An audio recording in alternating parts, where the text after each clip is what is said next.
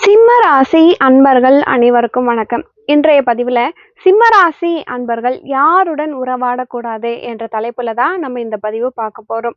குறிப்பா சிம்ம ராசி அன்பர்களுக்கு இப்போ ஒரு அஷ்டம சனி உங்களுக்கு நடந்துகிட்டு இருக்கு. இந்த காலகட்டத்துல இந்த பதிவு உங்களுக்கு ரொம்பவே பயனுள்ளதா இருக்குங்க. முறையா நீங்க நம்ம சேனலை பாக்குறீங்க அப்படின்னா மறக்காம சப்ஸ்கிரைப் பண்ணி வச்சுக்கோங்க. இந்த மாதிரி காலகட்டத்துல பாத்தீங்கன்னா நம்மளை சுற்றி இருக்கவங்க அப்படி இல்லைன்னா நம்மளுடைய செயல்பாடுகளை கூட கொஞ்சம் நமக்கு பிரச்சனைய வர வைக்கும். நம்ம யார நம்புறோமோ, அவங்க நமக்கு நெறைய நம்பிக்கை துரோகங்கள பண்ணிடுவாங்க. பொதுவாகவே சிம்ம ராசிக்கு சொல்லணும் அப்டின்னா, "ஆவதும் பெண்ணால தான், அழிவதும் பெண்ணால தான்" அப்டின்ற ஒரு பழமொழி இருக்குன்னா, அது யாருக்கு பொருந்துதோ இல்லையோ, சிம்மராசி அன்பர்களுக்கு, சிம்ம லக்னத்துல பிறந்தவங்களுக்கு நெறையவே பொருந்துங்க. அந்த வகையில பார்த்தீங்க அப்டின்னா, நம்ம நல்ல நேரத்துல எந்த ஒரு பிரச்சனையுமே வராது. எல்லாரையுமே நம்ம நம்பலாம். நம்பிக்கை துரோகங்கள் வரவே வராது. நம்புனவங்க நம்மள கெடுக்கவே மாட்டாங்க.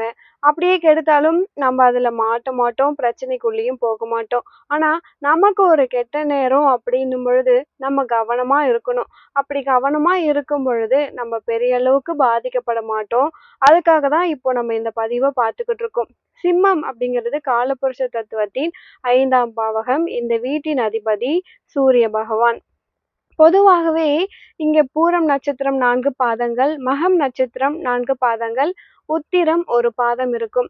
இப்போ பூரம் நட்சத்திரத்துல இருக்கவங்கள பொறுத்தவரைக்கும் இந்த ஆண்டு கொஞ்சம் கடுமையா தான் இருக்கும். மகம் நட்சத்திரத்துல இருக்கிறவங்க கடந்த காலத்திலேயே நிறைய பட்டாச்சு. பல பிரச்சனைக்கு உள்ளாகிட்டு இருக்கீங்க. குறிப்பா வேலை விஷயத்துல மாற்றங்கள் சந்திச்சு, வேலையில பிரச்சனைகள், ஒரு பக்கம் குடும்ப வாழ்க்கையிலயும் ஒரு பிரச்சனையா இருக்கக்கூடிய சூழ்நிலை, தனித்து இருக்கக்கூடிய சூழ்நிலை, பிரிந்து போய் தனியா வேலை பார்க்கக்கூடிய சூழ்நிலைலாம் இருந்துட்டு இருக்கும். பூரம் நட்சத்திரத்துக்கு இந்த காலத்த பொறுத்தவரைக்கும் எதிரிகள், எதிர்ப்புகள் தொல்லை, சில பிரச்சனைக்கு உள்ளாகக்கூடிய சூழ்நிலை, நம்பியவர்கள் மோசடி செய்யக்கூடிய சூழ்நிலைலாம் இந்த காலகட்டத்துல இருக்கு. உத்திரம் நட்சத்திரக்காரங்கள பொறுத்தவரைக்கும், உங்களுக்கு இந்த காலகட்டத்துல ஒரு மன அழுத்தம், உடல் நலத்துல பாதிப்பு, அதே போல குடும்ப வாழ்க்கையில சில பிரச்சனைகள், தனித்து இருக்கக்கூடிய சூழ்நிலையும் இந்த காலகட்டத்துல இருக்கு. மொத்தத்துல இந்த காலகட்டத்துல இந்த பதிவை நீங்க முழுமையா கேளுங்க. கண்டிப்பா உங்களுக்கு பயனுள்ளதா இருக்குங்க. சிம்ம ராசியில பிறந்தவங்க ஒரு பிரைட்டான முகத்தோற்றம், ஒரு நல்ல தோற்றப்பொழிவு இருக்கும். கொஞ்சம் ஒரு கம்பீரமாக இருக்கக்கூடியவங்களாகவே இருப்பாங்க. மத்தவங்களுக்கு உதவுவாங்க, தான தர்மம் செய்வாங்க. தான தர்மம் செய்யலனா கூட அட்வைஸ் ஆவது பண்ணுவாங்க. மத்தவங்களுக்கு வாலண்டரியா போயாவது இத செய்யுங்க, அத செய்யுங்கன்னு சொல்லி ஒரு கைட்லைன்ஸ் குடுப்பாங்க சிம்மராசிக்காரங்க. அதே மாதிரி ஆளுமை பண்பு, தலைமை பண்பு, வேலை செய்ற இடத்துல குறிப்பா மேலதிகாரிகள விட இவங்களுக்கு திறமை அதிகமா இருக்கும். அதுக்காக தான் நீங்க ரொம்பவே கவனமா இருக்கணும் அப்டின்னே சொல்றோம். இப்போ இந்த ஒரு வாக்கு சாதுரியம், வாக்கால் பிழைக்கக்கூடிய தொழில்லாம் நான் இந்த சிம்மராசி அன்பர்களுக்கு சிறப்பாகவே இருக்கும். ஆசிரியர் பணி, சேல்ஸு, வக்கீல், மார்க்கெட்டிங், கன்சல்டன்ட் வாக்கால் பிழைக்கக்கூடிய தொழில்லாம் சிம்மராசிக்கு சிறப்பா இருக்கும். சாதுரியமான பேச்சு, ஒரு புத்திசாலித்தனமான பேச்சுலாம் இந்த சிம்மராசி அன்பர்கள் கிட்ட இருக்கும். ஆன்மீக விஷயத்திலும் ஈடுபாடு கொண்டவர்களாகவும் இருப்பார்கள் இந்த சிம்மராசி அன்பர்கள். பொதுவா சிம்ம ராசிய காதல் ராசின்னு சொல்லுவாங்க. காதல் ராசி அப்படின்னா பெரும்பாலானோருக்கு காதல் வரும். 90% காதலிச்சு திருமணம் பண்ணுவாங்க. இல்ல காதல் ஏற்பட்டு பிரிந்து அதுக்கப்புறம் திருமணம் பண்றாங்க. ஏன்னா பூரம் நட்சத்திரம் இருக்கின்றதால, சுக்கிரனின் நட்சத்திரம், மகம் நட்சத்திரமும் இருக்கவங்களுக்குமே காதல் ஏற்பட வாய்ப்பு இருக்கு.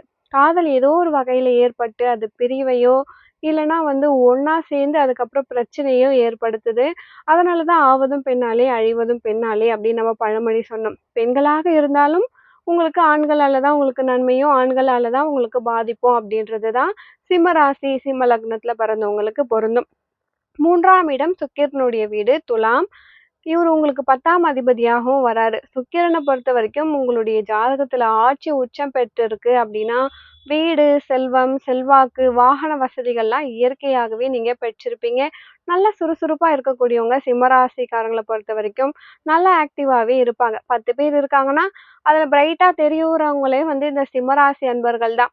குறிப்பா சிம்மராசி பெண்கள பத்தி நம்ம சொல்லணும் அப்படின்னா, அது வாழ்க்கை துணைவரா இருக்கட்டும், இல்ல வேலை போகக்கூடிய இடமா இருக்கட்டும், உயர் அதிகாரியா இருக்கட்டும், எல்லாருமே நமக்கு ஏதோ ஒரு வகையில கீழ தான் இருக்கணும்.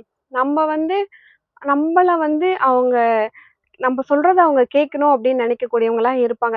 அதே சமயத்துல இவங்க கிட்ட நேர்மை இருக்கும், நேர்மையான கோவம் இருக்கும். சடனா உணர்ச்சி வசப்படக்கூடியவங்களாகவும் இருப்பாங்க.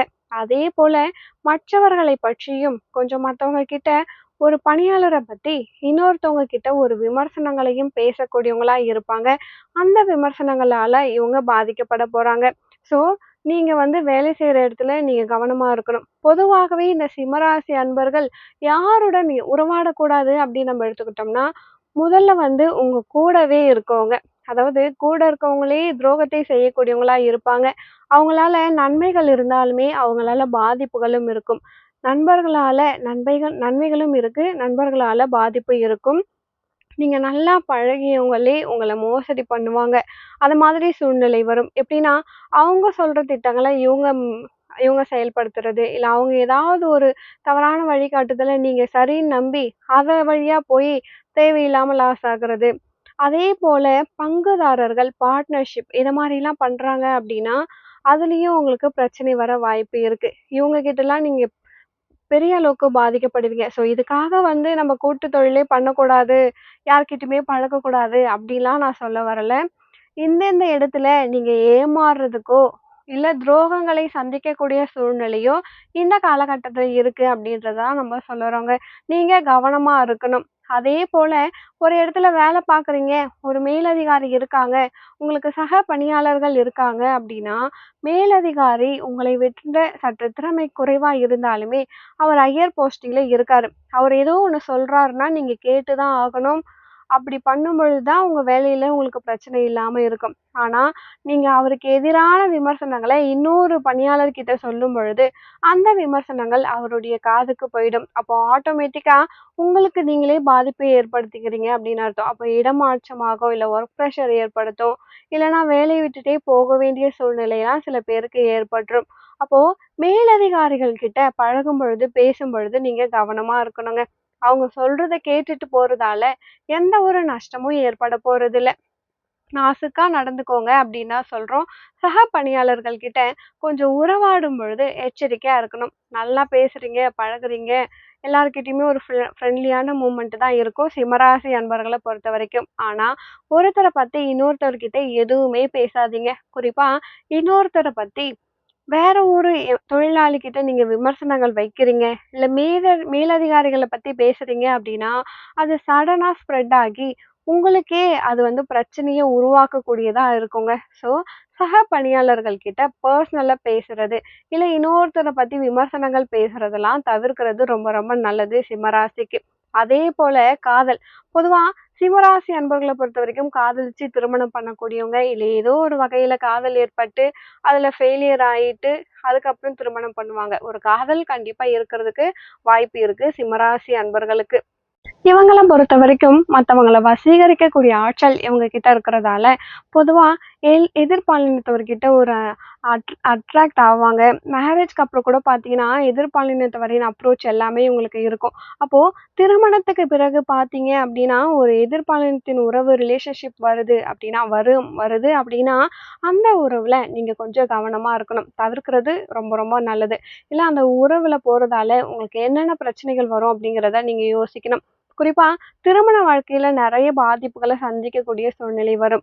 குறிப்பா உங்களுடைய ஜாதகத்துல கலஸ்திர தோஷம் இருக்கு அப்டின்னா, இந்த மாதிரியான ரிலேஷன்ஷிப்லாம் குடும்ப வாழ்க்கையே கெடுக்கக்கூடியதா இருக்கும். அந்த வகையில நீங்க ரொம்ப ரொம்ப கவனமா இருக்கணுங்க. நெறைய முயற்சி செய்து, தன்னுடைய முயற்சியால நீங்க முன்னேறுவீங்க. 4ஆம் அதிபதியாலயும் உங்களுக்கு செவ்வாய் பகவான் வராரு. தாயார் மேல நீங்க ரொம்ப பாசம் வச்சிருப்பீங்க. தாயாரின் அன்பு, ஆதரவுலாம் உங்களுக்கு இருக்கும். ஆனா, உங்களுக்கு சிற ராசி அப்படின்றதால தந்தையோடு கருத்து வேறுபாடு இருக்கும். தந்தையின் சொத்துக்கள், தந்தையால ஆதாயம் இருந்தாலுமே, தந்தையிடம் கருத்து வேறுபாடு இருக்கக்கூடிய சூழ்நிலை இருக்கும். 5ஆம் அதிபதியாக வரக்கூடியவர் குரு பகவான். அவரே தான் உங்களுக்கு 8ஆம் அதிபதியாவும் இருக்காரு. ஒரு பிள்ளையால செலவுகள் இருக்கும், இல்ல மன வருத்தங்கள் இருக்கும். பிள்ளைகள் நல்ல ஒரு முன்னேற்றங்கள் அடைவாங்க. பிள்ளைகளால பெருமைப்படுவீங்க. குறிப்பா நல்லா படிப்பாங்க, நல்ல வேலைக்கு போறது, இதெல்லாம் பிள்ளைகளால மகிழ்ச்சி அடையக்கூடிய சூழ்நிலை உங்களுக்கு இருக்கு.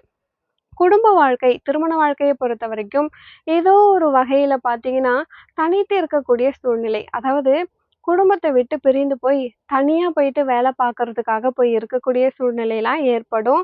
இது தோஷமே இல்லன்னா கூட, இந்த மாதிரியான காலகட்டத்தில கண்டக சனி காலகட்டத்திலயும் சரி, இல்ல அஷ்டமத்து சனி காலகட்டத்திலயுமே சரி, பிரிந்து போய் தனியா இருக்கக்கூடிய சூழ்நிலை சிம்மராசி அன்பர்களுக்கு இருக்கும். அப்போ அந்த இடத்துல இருந்து பார்க்கும் பொழுது, உங்களுக்கு வேற ஒரு பிரச்சனையோ, இல்ல ரிலேஷன்ஷிப்போ வருது அப்டின்னா, அந்த இடத்துல நீங்க கவனமா இருக்கணும். பொதுவாகவே இந்த அஷ்டம சனி காலகட்டத்தில வேலை பார்க்குற இடத்துல ஒரு பிரச்சனை இருந்துகிட்டே இருக்கும். ஏதாவது ஒரு சதி வேலைகள உங்களுக்கு செஞ்சுகிட்டே இருப்பாங்க. அத நீங்க சந்திக்கக்கூடிய சூழ்நிலை இருக்கும். உங்களுக்கு வரக்கூடிய ப்ரமோஷன் உங்கள தாண்டி உங்க பின்னாடி இருக்கவங்களுக்கு போகக்கூடிய சூழ்நிலை வரும். இந்த காலகட்டத்தில நீங்க மேலதிகாரிகள் கிட்ட பகச்சிக்காம உறவாடும் பொழுது தான் உங்களுக்கு நன்மைகளை ஏற்படுத்தும். அதேபோல பார்த்தீங்கன்னா, அஷ்டம சனி காலகட்டத்தில ஒரு இடமாற்றம் ஏற்படும். அப்போ அவசரப்பட்டு நீங்க வேலைய விடாம இருக்கிறது நன்மைகளை ஏற்படுத்தும். அவசர முடிவுகளை எடுக்கவே வேண்டாம். கோவம், டென்ஷனால அவசர முடிவு எடுக்கும் பொழுது பாதிப்பு ஏற்படும். சிம்மராசி அன்பர்களுக்கு எந்தெந்த ராசிய திருமணம் பண்ணா நல்லது? எந்தெந்த ராசிய தவிர்க்கலாம்னு பார்த்தீங்கன்னா, பொதுவாகவே சிம்ம ராசிக்கு கும்பராசி, மகர ராசி இதெல்லாம் தவிர்க்கணும் அப்படிங்கிறது பொதுவான ஒரு கருத்து. ஆனாலும் சிம்மத்துக்கும், கும்பத்துக்கும் ஒரு அட்ராக்ஷன் இருக்கும். ஒரு ஈர்ப்பு இருக்கும். ஏன்னா சமசப்தம ராசி. இங்க வந்து சிம்மராசிக்கு சூரியன் அதிபதி, 7ஆம் அதிபதியாக வரக்கூடியவர் கும்பத்துக்கு அதிபதி சனி. இப்போ 2மே ஆப்போசிட் தான். தந்தை, மகன் அப்படின்ற மாதிரி ஆப்போசிட்டான கிரகங்கள் ஒத்தே வராது. ஆனாலும் ஒரு ஈர்ப்பு இருக்கும். இவங்க கூட வந்து சில பேருக்கு திருமணம் ஆகும், சில பேர் காதல்ல இருப்பாங்க. ஒரு அட்ராக்ஷன் இருக்கும். ஜாதகத்துல எந்த தோஷமும் இல்ல அப்படின்னா, திருமணம் பண்ணலாம். சண்டை போட்டுக்கிட்டே சந்தோஷமா இருப்பாங்க. ஆனா, தோஷங்கள் இருந்தா சண்டை போட்டு பிரிஞ்சுடுவாங்க. அப்போ கும்பராசி வந்து சிம்மராசி திருமணம் பண்ணா ஒரு தற்காலிக பிரிவாவது ஏற்படும். அதாவது இவங்களுக்கு தோஷமே இல்லன்னா கூட. மகர ராசிய திருமணம் பண்ணலாம்னா, மகரம் வந்து சஷ்டாங்கம் 6ஆம் பாவமா வருது. அதனால மகரத்த தவிர்க்கிறது ரொம்ப ரொம்ப நல்லது.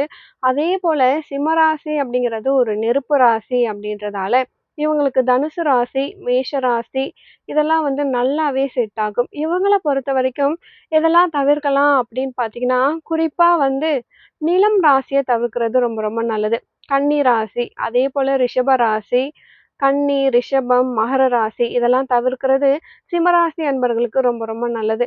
மத்தபடி இவங்களுக்கு துலாம் பெஸ்ட்டா இருக்கும். அதேபோல பார்த்தீங்க அப்படின்னா, கும்பம் வந்து சமசப்தம ராசியா வருது. ஸோ, அதனால சண்டை போட்டுக்கிட்டே இருப்பாங்க. ஆனா பிரியாம இருப்பாங்க. தோஷங்கள் இருந்தா பிரியக்கூடிய சூழ்நிலை ஏற்படுத்தும். அதேபோல இவங்களுக்கு மேஷ ராசி வந்து கண்டிப்பா செட் ஆகும். திருமணம் பண்ணும்பொழுது காதல் திருமணமாகவே இருக்கு அப்படின்னாலுமே, நீங்க ஒரு லவ் அஃபேர்ல விழுந்துடுறீங்க. அவங்கள தான் திருமணம் பண்ணணும். 5, 6 வருஷம் காதலிச்சிட்டீங்க அப்படின்னா, ஒரு முறை நீங்க அவங்களுடைய ஜாதகத்த செக் பண்றது நல்லது.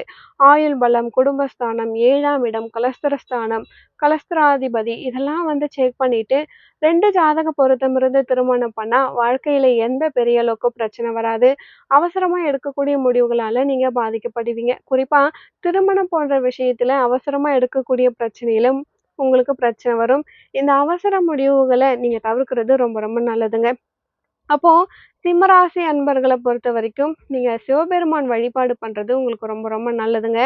வாரத்துல ஒரு முறையாவது வீட்டுக்கு பக்கத்துல உங்க ஊர்ல இருக்கக்கூடிய சிவபெருமான் கோவிலுக்கு போயிட்டு வழிபாடு பண்ணுங்க. மத்தபடி உங்க வாழ்க்கையில நீங்கள் சீரும் சிறப்போடும், செல்வ செழிப்போடும் வாழ நானும் இறைவனை பிரார்த்திக்கிறேன். இந்த பதிவு உங்களுக்கு ரொம்பவே பயனுள்ளதா இருந்திருக்கும்னு நெனைக்கிறேன். வீடியோ பிடிச்சிருந்தா மறக்காம என் சேனல சப்ஸ்கிரைப் பண்ணி வச்சுக்கோங்க. அடுத்து ஒரு நல்ல பதிவில் மீண்டும் உங்களை சந்திக்கிறேன். நன்றி.